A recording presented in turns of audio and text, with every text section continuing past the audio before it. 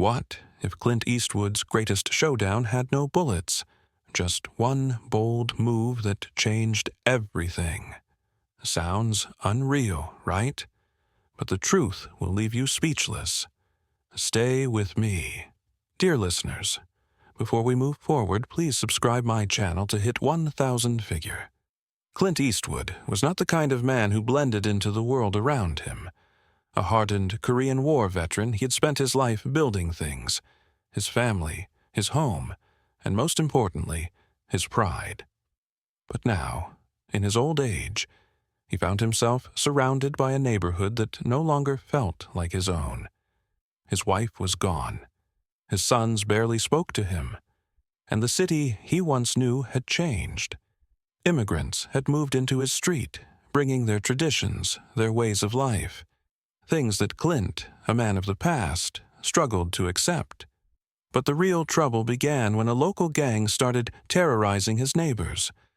They were young, violent, and fearless, ruling the streets through fear and intimidation. And, as much as Clint told himself he didn't care, it wasn't his fight, something inside him wouldn't let it go.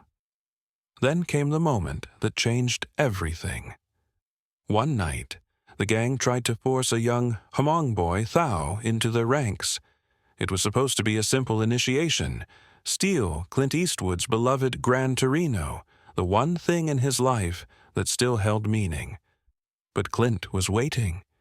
With a rifle in hand, he caught Thao in the act. And in that moment, something unexpected happened. Clint didn't turn him in. He didn't even call the police. Instead, he saw something in the boy's eyes, something that reminded him of himself. He had no idea that this small decision would lead to the most important moment of his life. Clint Eastwood never thought he'd have anything in common with a quiet Hmong teenager like Thao.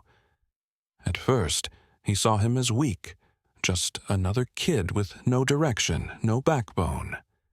But something about the boy's silence, his quiet determination, and the way he carried the weight of his family on his shoulders reminded Clint of the young men he once fought alongside in the war. So, instead of punishing him, Clint made Thao work for him.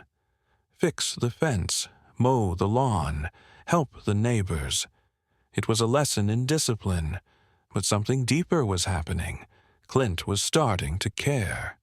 Thao's family, grateful that Clint had spared their son, welcomed him into their home. They fed him their food, treated him with kindness, and for the first time in years, Clint wasn't just an old man waiting to die. He was part of something. But peace was never meant to last. The gang that had forced Thao into stealing the Gran Torino wasn't about to let him walk away so easily. They came back, first with threats, then with violence. They beat Thao. They harassed his sister, Sue. They made it clear that this wasn't over. And that's when Clint Eastwood made a decision. He had fought wars before. He had taken lives. But this wasn't about revenge. This was about stopping the cycle, once and for all. Clint Eastwood had spent his life fighting battles, on the battlefield in his home and now on the streets of a neighborhood that no longer felt like his own. He had seen violence. He had seen war. And he knew exactly how this would end if he let things play out. The gang had gone too far. They had beaten Thao, humiliated his sister, and made it clear that they ruled these streets. Clint knew that if he didn't stop them now, they would never stop. They would take everything from Thao's family, his future, his peace, maybe even his life. But Clint wasn't about to let that happen. So he made a plan. That night, he stood in front of the gang's house, his silhouette dark against the glow of the streetlights. The gang members laughed when they saw him, an old man standing alone, challenging them. They had guns. They had numbers. What did he have? Clint took a slow breath and reached into his coat. The gangsters reacted instantly. Guns drawn, fingers tightening on triggers. Gunfire lit up the night. A storm of bullets tore through the air, cutting Clint down in an instant. He collapsed onto the pavement, his body still, his eyes staring up at the sky. And then, silence. The gang members stood frozen, their faces pale as realization sank in. Clint hadn't fired a single shot. He had reached into his coat, but he wasn't armed. He had forced them to fire first, in front of witnesses, in front of the entire neighborhood. The police arrived moments later. The gang was arrested. Thao and his family were safe. And Clint Eastwood, the man who had spent his whole life fighting, had won his final battle without ever pulling the trigger. As the sun rose over the quiet neighborhood, the streets were different. The fear that had once gripped the community was gone. The gang that had terrorized Thao's family was no more.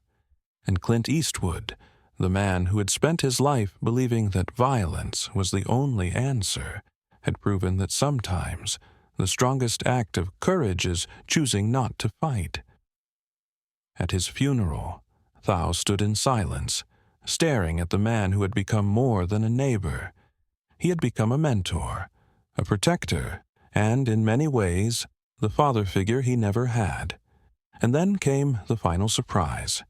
In his will, Clint had left behind his most prized possession, the Gran Torino, not to his estranged sons, not to anyone from his past, but to Thao, the very kid who had once tried to steal it. Because Clint knew something now. Change didn't come from holding on to the past. It came from passing on something better to the next generation.